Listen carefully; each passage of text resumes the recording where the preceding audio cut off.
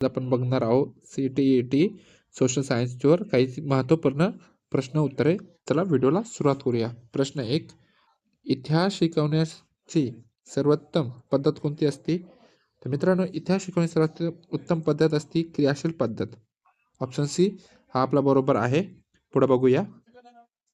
सिंधू संस्कृतीतील प्रसिद्ध शहर कोणते? तर मित्रांनो, याचं ऑप्शन बी उत्तर बरोबर आहे, हडप्पा. सिंधू संस्कृतीतील प्रसिद्ध शहर कोणते? हडप्पा हे बरोबर आहे. भारताचा सर्वात मोठा नदी खोरे कोणते? कोणता विचारलेला? नदी खोरे.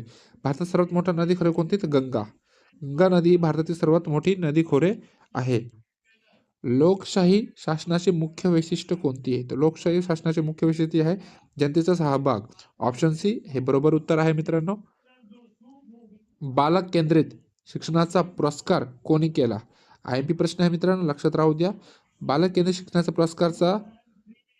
पुरस्कार जॉन डेवी या व्यक्तीने केला. दख्खन पठार कोणत्या भागात आहे? दख्खन पठार हे दक्षिण भारताचा एक भाग आहे. संविधान लागू झाल्याची तारीख कोणती? म्हणजे भारतात जी संविधान लागू झाली ती तारीख कोणती होती? याचं ऑप्शन सी बरोबर उत्तर आहे. 26 जानेवारी 1950 रोजी संविधान लागू झाली होती. सामाजिक विज्ञान शिकवण्याचा मुख्य उद्देश कोणता आहे? सामाजिक विज्ञान शिकवण्याचा मुख्य उद्देश असता आहे जबाबदार नागरिक घडवणे. म्हणजे आपल्या भारतात या आपल्या देशात जबाबदार नागरिक घडवणे हे सामाजिक विज्ञान शिकवण्याचा एक मुख्य उद्देश मानला जातो. भारतातील सर्वात लांब नदी, आता इथं विचारलेले लांब नदी कोणती आहे? तर गंगा. गंगा ही भारतातील सर्वात लांब नदी आहे. गोदावरीचे उगम कुठून पाहते? तर नाशिकच्या त्र्यंबकेश्वर या ठिकाणी गोदावरीचे उगम पावते. पंचायत राज व्यवस्थेचा पाया कोणत्या समितीने घातला? पंचायत राज व्यवस्थेचा पाया कोणत्या समितीने घातला? तर ऑप्शन ए बलवंतराव मेहता या समितीने घातला. नकाशा वाचनात स्केल म्हणजे काय? IMP प्रश्न मित्र लक्षात ठेवा. स्केल म्हणजे काय? अंतराचे प्रमाण, अंतर किती आहे ते मोजण्यासाठी कसला वापर केला जातो? तर स्केलचा वापर केला जातो. ऑप्शन बी हे बरोबर आहे. इतिहासातील स्त्रोतांचे प्रकार किती? त्यातील स्त्रोतांचे प्रकार ऑप्शन बी किती आहे? तर 2 आहे. भारतीय संविधानाचे शिल्पकार कोणते? कोण? भारतीय संविधानाचे एकदम IMP प्रश्न आहे, प्रत्येक कॉम्पिटेटिव्ह एक्झाममध्ये विचारला जातो. भारतीय संविधानाचे शिल्पकार डॉक्टर बाबासाहेब आंबेडकर हे भारतीय संविधानाचे शिल्पकार मानले जातात. सामाजिक विज्ञानात प्रकल्प पद्धतीचा फायदा काय? प्रकल्प पद्धतीचा फायदा काय आहे? तर प्रत्यक्ष अनुभव मिळतो आपल्याला. हवामान व वातावरण यातील फरक कोणता?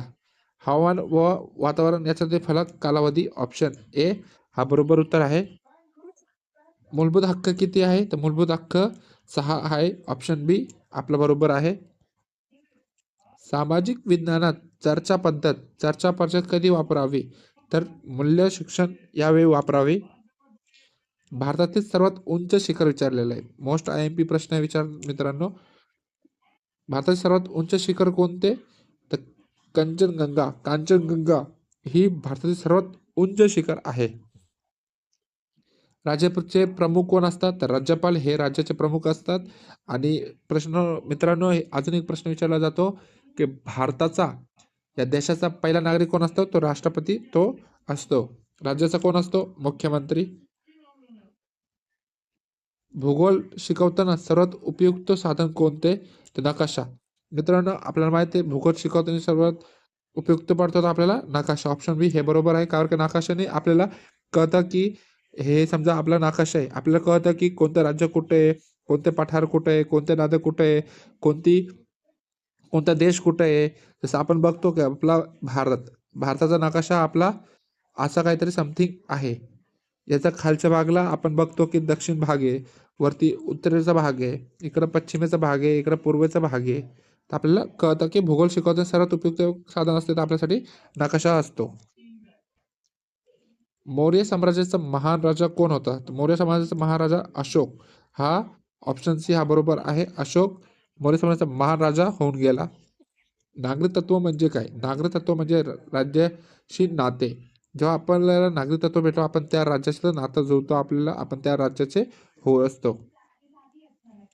समाजशास्त्रात केस स्टडीचा केस स्टडीचा उपयोग कशासाठी केला जातो? सखोल अध्ययन. जेव्हा आपण एखाद्या गोष्टीमध्ये एखाद्या विषयामध्ये सखोल अभ्यास करतो त्याला केस स्टडीज म्हणले जातात. भारताचे सर्वात मोठे वाळवंट कोणते? तर थार सॉरी मित्रांनो, हे नाही तर सहारा वाळवंट.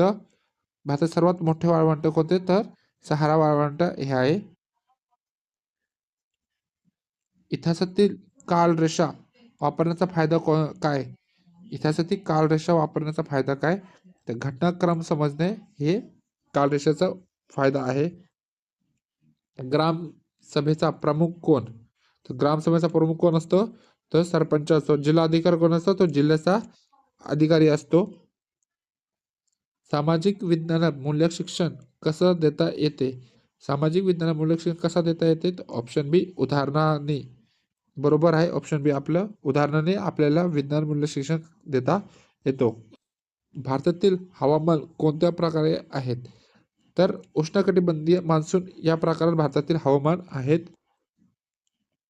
संसद किती सभागृहांची आहे? तर 2 गृहांची आहे आपली संसद. विद्यार्थ्यांचा सक्रिय सहभाग कशामुळे वाढतो? तर प्रश्नोत्तर. म्हणजे जेव्हा जेवढे प्रश्न विद्यार्थी विचारतात त्यांचा सहभाग वाढत जातो. जेवढे कन्सेप्ट असतील त्यांचे, जेवढे प्रश्न असतील जास्तीत जास्त क्लिअर होतील तसा त्यांचा सहभाग वाढला जातो. तर मित्रांनो, आज आपण बघितलं CET सोशल सायन्सवर 30 प्रश्न. व्हिडिओ आवडला असेल तर व्हिडिओला लाईक करा, सबस्क्राईब करा आणि व्हिडिओ जास्तीत जास्त शेअर करा आणि व्हिडिओ पूर्ण बघा. कमेंटमध्ये सांगा की पुढच्या व्हिडिओ तुम्हाला कोणत्या टॉपिकवर पाहिजे. चला भेटूया नेक्स्ट व्हिडिओमध्ये. जय हिंद, जय महाराष्ट्र.